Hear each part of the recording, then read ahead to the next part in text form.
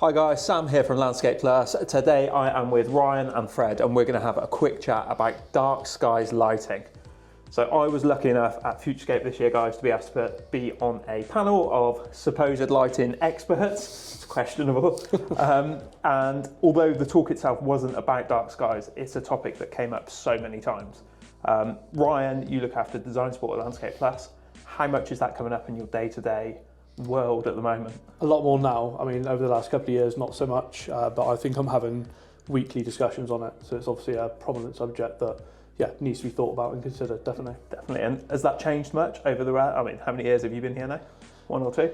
8. 8 years. How's that changed in more recent years? You didn't even discuss it going back sort of 4 or 5 years ago. It wasn't a topic of discussion. So it proves that, we're caring and thinking about what we're doing when we're putting lighting in. So it's important. And do you get the feel that that is people working in areas where they have to be dark skies compliant, or whether it's a want to do the right thing rather than a need to do?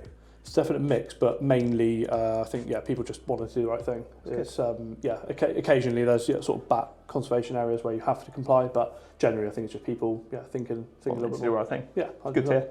And Fred, bringing you in, you look after the product range at Landscape Plus. For those that don't know, how has the world of dark skies affected that? Well, quite significantly, to be fair. Obviously, you need to try and sort of use 2,700 Kelvin where possible with dark skies to limit low sort of blue light as much as you can. So it has a big effect on the products, really. When you're specifying products, you need to make sure that you're looking for that. So we've recently changed all of our descriptions to say the Kelvin colour. So it used to say warm white, warm white, neutral white, even warmer white. So now it says the actual Kelvin colour on your description, so when you're specifying lights, you can see when you're looking for a dark skies light, make sure it's 2,700 Kelvin. And for those that haven't guessed, Fred is the technical part of this panel. No offence, Ryan. Just for those that don't understand what Kelvin is, can you give us a real quick description of what Kelvin is and the difference between 2,700 and 3,000? It's just the colour of the light that you see. So the lower the Kelvin, the warmer the light is. So like I said about blue light, limiting that. As you get higher up the Kelvin spectrum, it's more blue. So you want to be on the lower side, 2,700 and below.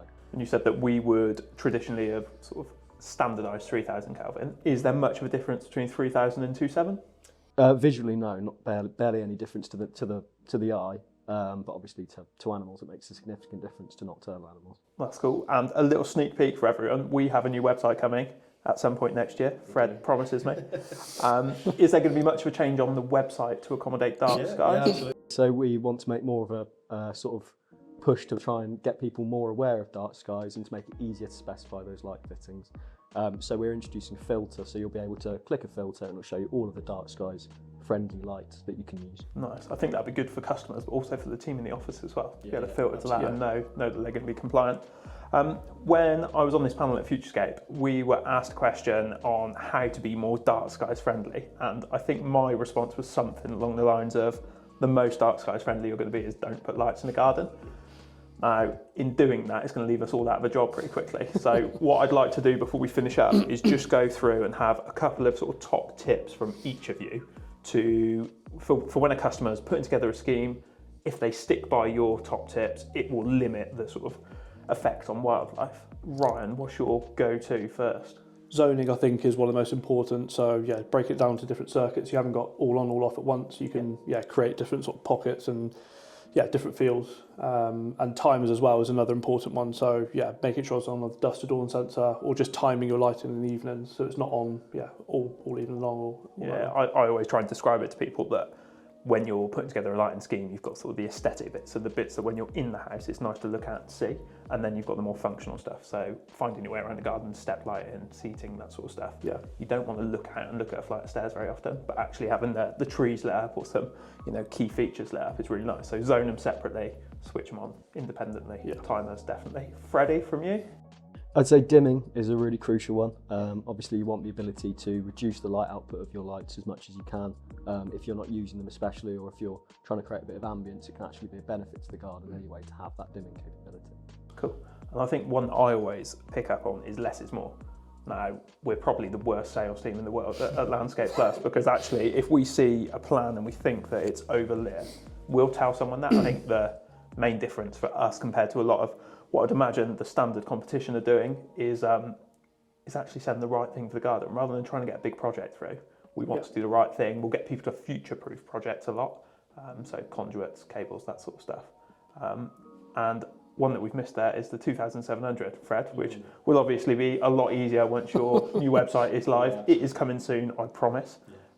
Anything else that we've missed on there, guys? I think trying to downlight as much as possible as well. So lighting up the ground or the foliage of plants or paths, using downlight rather than uplighting into the sky. Obviously tree lighting, it can be a bit more difficult. But it's a common misconception, isn't there, that you have to uplight or that's the most effective way. You can still effectively light a garden by downlighting. So speak to us about that. Is that something you see a change happening? Do you think more people are conscious of that more recently? Well, I think we're more conscious as well, but and people that we work with, designers in particular, seem to be.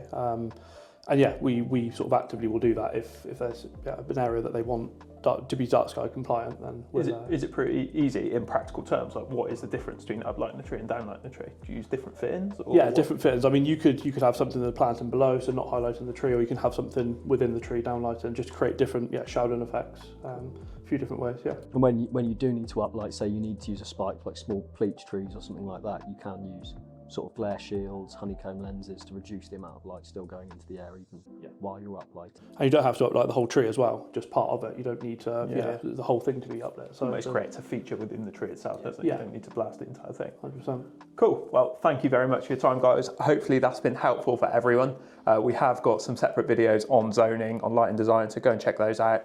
If in doubt, give us a quick call and we will be happy to help.